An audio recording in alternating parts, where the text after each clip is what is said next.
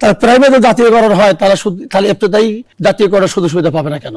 39 বছরের প্রাইমারি ন্যায় দাবি দেওয়া আমরা জানিয়ে যাচ্ছি, কেন তারা এই সমাধান করেননি? আমরা এই সময়টাই দেখতে পাচ্ছি 7 কলেজের শিক্ষার্থীদের আন্দোলন, যে কোনো ইস্যুতেই যে এই যে আসলে আন্দোলনগুলো, এই আন্দোলনগুলোর যৌক্তিকতার জায়গা নিয়ে যদি একটু বলেন যে প্রেক্ষাপট বা বাস্তবতা বা এই সময়টা কি আসলে সঠিক সময় মনে করেন কিনা? অন্তর্বর্তীকালীন সরকার দায়িত্বই নিয়েছে আন্দোলনের মধ্য দিয়ে, যেহেতু ছাত্র জনতা বৈষম্য নিরসনের জন্যই তারা আন্দোলন করেছেন, রক্ত দিয়েছেন, দেশ এবং জনতায় দেশের 18 কোটি জনগণ সবাই সাপোর্ট দিয়েছেন।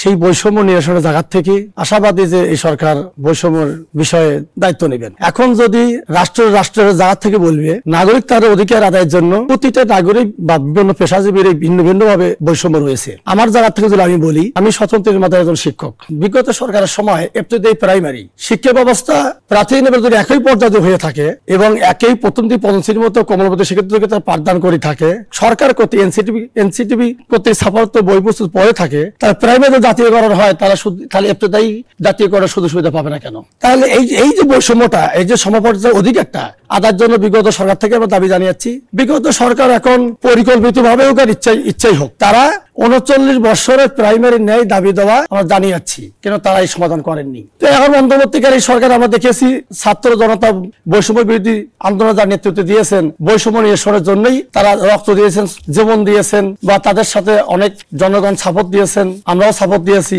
সেই জায়গা থেকেই তো বর্তমান সরকার দায়িত্ব নিয়েছে। আমরা ওই জায়গার থেকে আশাবাদী হয়েই আমরা এসেছি। জনগণের জায়গা থেকে নাগরিক অধিকার হিসেবে তারা দাবি জানাবে, রাষ্ট্রের জায়গা থেকে রাষ্ট্র সিদ্ধান্ত নেবে, বিবেচনা করবে যুক্তি কার কতটুক এবং কারটা নিরসন করা সম্ভব আগে।